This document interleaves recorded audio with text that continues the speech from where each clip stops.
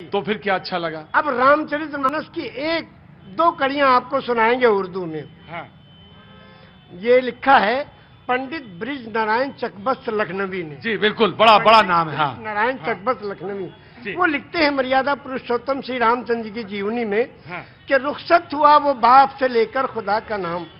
रुखसत हुआ वो बाप से लेकर खुदा का नाम, और राहे वफा की मंजिलें अव्वल हुई तमाम।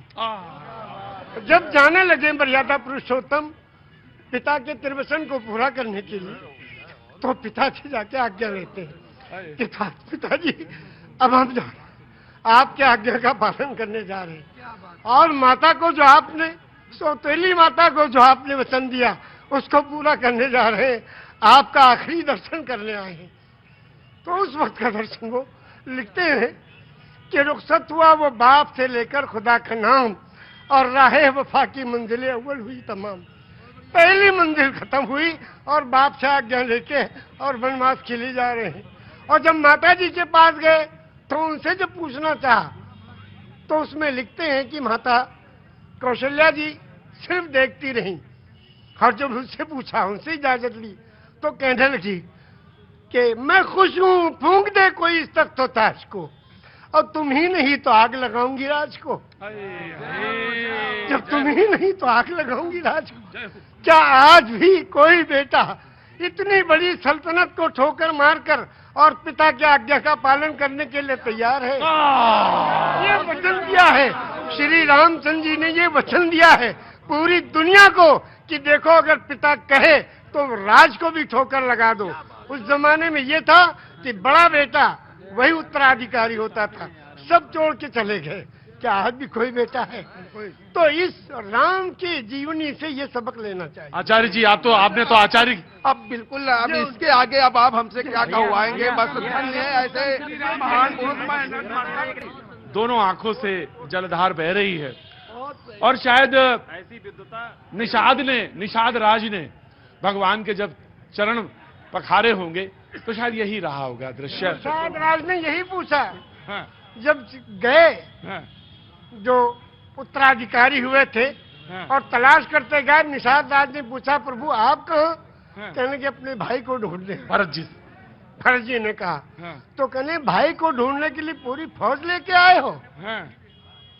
अब फौज लेके आओ तो इसके माने तो आप उनका बिल्कुल खात्मा ही करने आए हो? कहा नहीं, अपने भाई को लेने आए हैं। अगर वो नहीं गए तो हम उनके चरणों में जो चीज है खाऊं, उसी को ले जाके रखेंगे सिंहासन में, फिर राज करेंगे। क्योंकि रामचरितमानस की कौन सा पंक्ति आपको सबसे मन को भाती है? सबसे ज्यादा तो यही भाती है कि बिन पग चले सुने बिन काना, कर बिन करे कर्म बिन नाना, आनंद ही सकल रस भोगी, बिन मारी वक्ता बड़ जोगी। एक राम है घर घर लेटा, एक राम है दशरथ बेटा, और एक राम है जगत प्रचारा, एक राम है जग से न्यारा। और उस राम को कब याद करते हैं? उस राम को याद करते हैं जब अर्थी उठाई जाती है। क्या कहते हैं?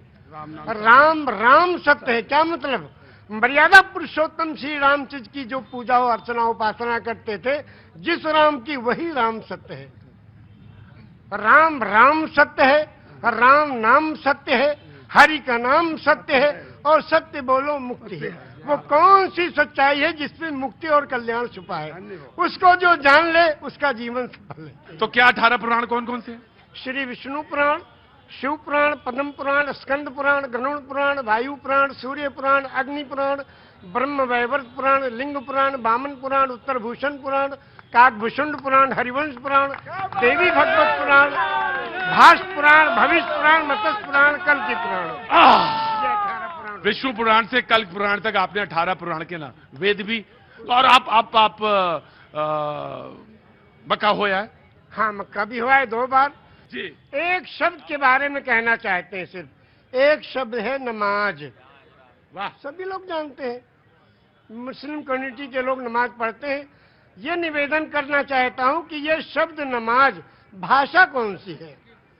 इंग्लिश है कि उर्दू है कि अरबी है कि क्या है? ये भाषा कौन सी है? ये अगर चौरसिया जी बता दें तो उनका अभिनंदन है। बहुत सुंदर। आज तो आपने लगता भिगो के देना तय कर लिया है। मौसम नहीं है भीगने वाला। ये लखनऊ है भैया। हाँ जी, अरे मुझे मालूम है उनको, मैं जानता हूँ, पांडे जी हैं वो जी, वो पांडे जी हैं, मुझे मालूम है। मैं पांडे तो मैं भी हूँ। ब्रह्म जो सो जाने ब्रह्मण, जिसको ब्रह्म का ज्ञान हो वही ब्रह्मण। ब्राह्मण को ऊपर से तो आपने कहा जहाँ पे आपने छोड़ी थी बात वो, हाँ, शब्द है नमाज। नमाज जी, एक शब्द है और ये प्योर संस्कृत का शब्द है। उर्दू में इबादत, हिंदी में पूजा अर्चना उपासना, इंग्लिश में प्रेयर और संस्कृत में नमाज। क्यों? इसको संधि विच्छेद कीजिए। नमः धन अज, नमः नमन करना, प्रणाम करना, दंडवत करना, सजदा करना, झुक जाना, समर्पण हो जाना, समर्पित कर देना, जय जयकार करना, चरणों में पड़ जाना, धाराशायी होना, नतमस्तक होना, सरेंडर हो जाना। किसको?